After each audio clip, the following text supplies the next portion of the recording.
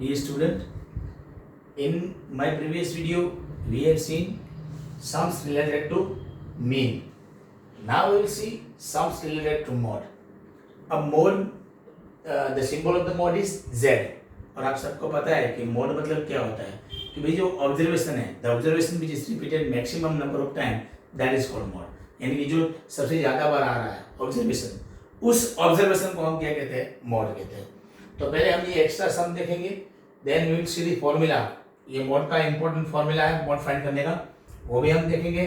और ये फॉर्मूला में ये सब क्या होगा, ये सम्स मतलब ये observation table you are given, class and frequency you are given, and ये सब कैसे निकालेंगे that I will explain you. Then we will see extra sum. Okay, तो first one extra sum, find the mode of the given data. तो यहाँ पे देखिए ये एक्चुअली है क्या, ये एक्सा है और ये एफ आई. एक्सा मतलब वो ऑब्जर्वेशन और एफ आई मतलब वो फ्रीक्वेंसी है. वो क्या बता रहा है कि ऑब्जर्वेशन कितनी बार रिपीट हो रहा है. फ्रीक्वेंसी क्या बता रहा है कि ऑब्जर्वेशन कितनी बार रिपीट हो रहा है. यहाँ पे देखिए ऑब्जर्वेशन 5 है, वो कितनी बार आ रहा है? 7 बार. 6 15 बार आ रहा है. 7 3 बार आ रहा है. 8 4 बार आ रहा है. 9 12 बार आ रहा है. तो देखिए सबसे ज्यादा फ्रीक्वेंसी किसकी है? 15. यानी कि 15 बता रहा है, ये सबसे ज्यादा इसमें फ्रीक्वेंसी कौन है? 15 है. यानी कि ये बता रहा है कि 6 ऑब्जर्वेशन है, वो कितनी बार आ रहा है? 15 बार. तो यहाँ पे आपका Z ये 6 हो जाएगा. ठीक है, यानी कि मोड Z दैट इज 6, जो 15 बार आ रहा है, सबसे maximum number of times that is repeated. अब देखो इस टाइप का सम दे. यहाँ पे देखो क्लास में कोई डिवाइड नहीं था, ठीक है ना. यहाँ पे अगर क्लास में डिवीजन है 0 to 10, 10 to 20, 20 to 30, 30 to 40, 40 to 50, तो कैसे करेंगे. और यहाँ पे frequency also you are given. तो ये मॉड का फॉर्मूला है. ये मॉड का फॉर्मूला में देखिए L plus F1 minus F0 upon 2F1 minus F0 minus F2 into H, ये फॉर्मूला है. इसमें ये सब क्या होगा, तो सबसे पहला काम है आपका मॉडल क्लास निकालना. अब कैसे मॉडल क्लास कैसे निकालेंगे, तो यहाँ पे देखिए फ्रीक्वेंसी में सबसे ज्यादा फ्रीक्वेंसी कहाँ पे है, तो कि ये H सबसे ज्यादा है, उसको हम कहेंगे. और उसके सामने जो क्लास होगा उसको हम कहेंगे मॉडल क्लास, सबसे ज्यादा फ्रीक्वेंसी के सामने. समझ आया.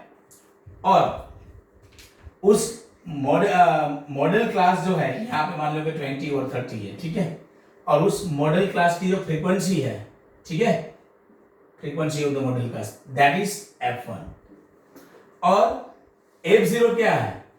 Frequency of the class preceding the model class. मतलब ये मॉडल क्लास से प्रीसीडिंग मतलब आगे वाला जो है, आगे वाला मतलब नंबर उससे छोटे आना चाहिए. तो देखो इससे छोटे कौन है? 10 to 20. तो उसकी फ्रीक्वेंसी को हम कहेंगे F0. और frequency of the class succeeding the model class मतलब पीछे वाला, ठीक है. तो पीछे वाला क्लास जो है ना, उसकी फ्रीक्वेंसी यानी कि इससे बड़ा वाला होना चाहिए. कभी कभी उल्टा देते हैं, यहाँ पे 10 20 दिया हुआ और यहाँ पे 30 40 दिया होता है, तो यहाँ पे आपका F0 आता और यहाँ पे आपका F2 आता. ठीक है, तो ये सक्सीडिंग वाला ये आएगा, तो यहाँ पे ये होगा आपका F2. अब F0 क्या है, सॉरी F0 भी हो गया. H क्या है? क्लास लेंथ मतलब गैप कितना है. तो यहाँ पे देखिए रिपीट हो रहा है, तो गैप है 10 10 का ही है, ठीक है. दोनों का माइनस करेंगे वो हो जाएगा. तो क्लास लेंथ H 10 है. अब इसकी बात करते हैं L मतलब lower boundary point of the model class. तो ये मॉडल क्लास है, ठीक है. इसका लोअर आपको पता है, ये कोई भी क्लास लिखता हूं, ठीक है, ये 20 30, तो इसको हम कहते हैं लोअर लिमिट और इसको हम कहते हैं अपर लिमिट, ठीक है. और अगर लोअर बाउंड्री पॉइंट निकाला, कैसे निकालते हैं, तो अगर वो रिपीट हो रहा है, देखो यहाँ पे रिपीट हो रहा है, तो लोअर लिमिट और लोअर बाउंड्री पॉइंट दोनों एक ही होगा. अगर रिपीट नहीं हो रहा है, मान लो कि यहाँ पे 10 to 19 है और यहाँ पे 20 to 29 है, रिपीट नहीं हो रहा है, तो हम लोअर लिमिट में से 0.5 माइनस करेंगे तो हमें मिलेगा लोअर बाउंड्री पॉइंट. तो यहाँ पे रिपीट हो रहा है, ठीक है ना, तो लोअर लिमिट और लोअर बाउंड्री पॉइंट दोनों एक ही होगा. तो यहाँ पे आपका ये L है वो ये 20 हो जाएगा, ठीक है. तो यहाँ पे सब वैल्यू मिल गई आपकी, F0 F1 F2, H भी आपको पता है 10 10 का है और L मिल गया है, ठीक है.